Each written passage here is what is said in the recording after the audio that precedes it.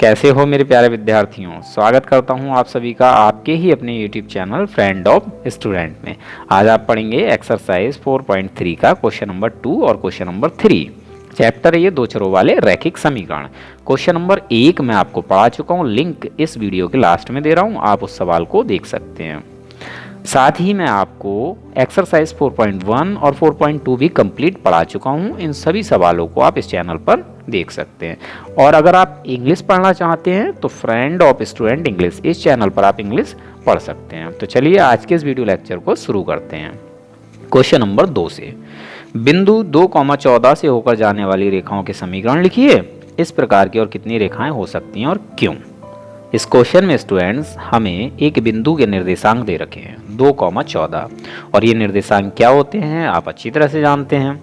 पहला निर्देशांक x का होता है, दूसरा निर्देशांक y का होता है, या यूं कह ले कि पहला मान x का है और दूसरा मान y का है। ठीक है, इन निर्देशांक से हमें ग्राफ पेपर पर एक बिंदु मिलता है इस तरह से। ठीक है, और हमसे यहाँ कहा जा रहा है कि इस बिंदु से होकर जाने वाली दो रेखाओं के समीकरण लिखिए।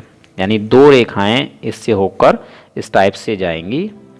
इन दोनों रेखाओं के लिए हमें दो समीकरण बनाने हैं। ठीक है, बहुत ही आसान है समीकरण बनाना। फिर आगे हमसे कहा गया इस प्रकार की और कितनी रेखाएं हो सकती हैं और क्यों।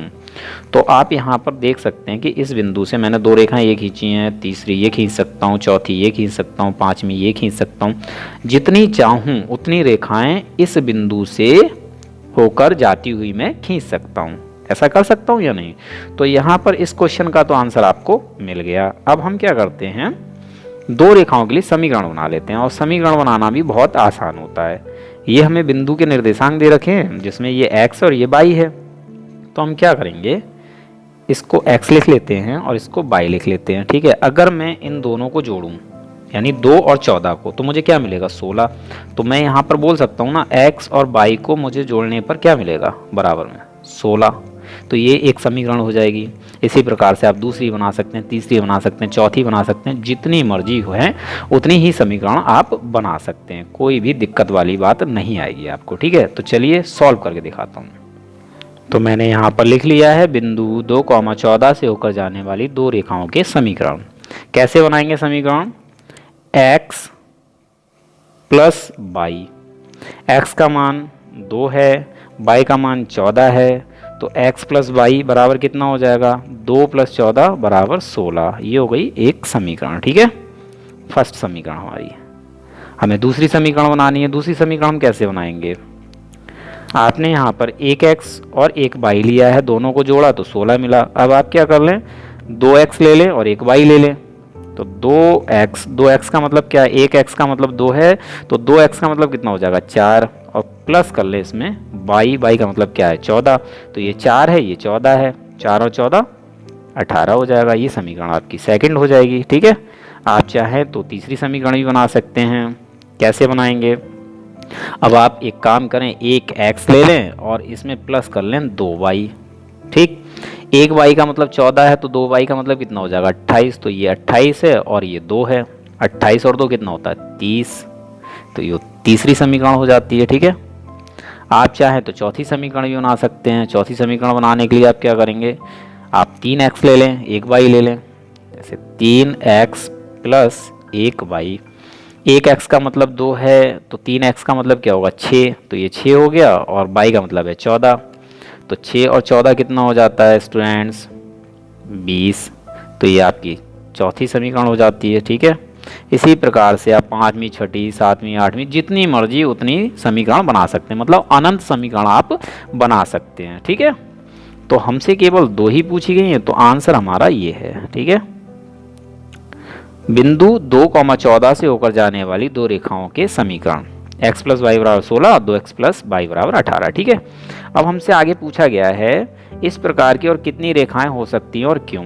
तो देखिए एक बिंदु हमने यहाँ लिया और इससे हम कितनी रेखाएं होकर जाती हुई खींच सकते हैं, अनंत रेखाएं, असंख्य रेखाएं, जितनी मर्जी आप उतनी रेखाएं खींच सकते हो। ठीक है, तो आंसर क्या होगा असंख्य रेखाएं, असंख्य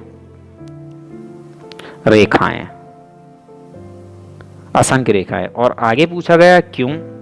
अब इस क्यों का आंसर क्या होगा, क्योंकि एक बिंदु एक बिंदु किसी भी सरल रेखा की स्थिति को निर्धारित नहीं करता है। जिधर मर्जी उधर को आप रेखा खींच सकते हो। किसी भी सरल रेखा की स्थिति निर्धारित करने के लिए कम से कम दो बिंदु होने चाहिए। एक बिंदु हमारा यहाँ, एक बिंदु यहाँ है, तो यहाँ से जब हम यहाँ जाएंगे तो केवल एक ही रेखा खींच सकते हैं। लेकिन एक बिंदु से जाती हुई अनेक रेखाएं खींची जा सकती हैं। ठीक है, ये आंसर हो जाएगा। चलिए थर्ड क्वेश्चन सॉल्व करते हैं। स्टूडेंट्स, क्वेश्चन नंबर 3 हमें दिया है, यदि बिंदु 3,4 समीकरण 3y बराबर ax प्लस 7 के आलेख पर स्थित हो तो a का मान बताइए। बहुत ही सरल प्रश्न है। हमसे कहा जा रहा है कि ये जो बिंदु है ये इस समीकरण के आलेख पर स्थित है, और ये समीकरण कैसी है, दो चर वाली रैखिक समीकरण है। जब दो चर वाली रैखिक समीकरण का हम आलेख खींचते तो सरल रेखा में प्राप्त होती है। उस सरल रेखा पर ये बिंदु स्थित है। ठीक है, ये हमसे कहा गया है। अगर इस समीकरण के आलेख पर ये बिंदु स्थित है तो इसका मतलब ये हुआ कि यहाँ पर जो x और y के मान दे रखे हैं, ये क्या है, x और y के मान है। x का मान 3 और y का मान 4। ठीक है, तो ये जो x और y के मान दे रखे हैं, इन मानों को जब हम इस समीकरण में रखेंगे, x की जगह 3 और y की जगह 4, तो ये समीकरण संतुष्ट हो जाएगी। ठीक है, और जब ये समीकरण संतुष्ट हो जाएगी तो हमें a का मान मिल जाएगा। ठीक है, तो चलिए हम लिख लेते हैं इसको। तो यहाँ मैंने लिख लिया है, चूंकि बिंदु 3,4 समीकरण 3y बराबर ax प्लस 7 के आलेख पर स्थित है, इसीलिए x बराबर 3 तथा y बराबर 4 समीकरण 3y बराबर ax प्लस 7 को संतुष्ट करेंगे। अर्थात 3 और 4 इस समीकरण के हल हैं। ठीक है, तो चलिए इस समीकरण में हम x की वैल्यू 3 और y की वैल्यू 4 रख लेते हैं। तो 3y बराबर ax प्लस 7 में x तथा y का मान रखने पर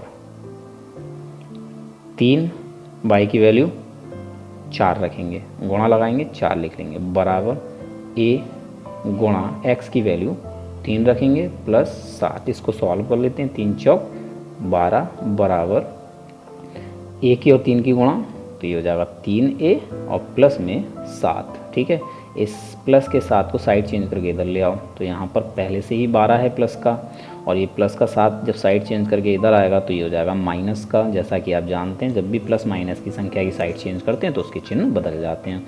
और यहाँ बचेगा हमारा 3a। 12 में से 7 जाएगा, कितना बचेगा, 5 बराबर 3a। हमें वैल्यू किसकी निकालनी है, a की निकालनी, तो इस 3 को भी साइड चेंज करके इधर ले आते हैं। तो यहाँ पहले से ही 5 है और 3 a के साथ गुणा में है, गुणा की चीज़ साइड चेंज करके बटे में आती, तो ये आ जाएगी 5 के बटे में, और इधर हमारा a बच जाएगा। तो यही हमारा आंसर हो जाएगा। इससे हम ऐसे लिख लेंगे, a बराबर 5/3, यही मान हो जाता है a का। ठीक है, आंसर। आई होप आपको ये सवाल समझ में आ गया होगा। तो मिलते हैं अपने नेक्स्ट वीडियो लेक्चर में।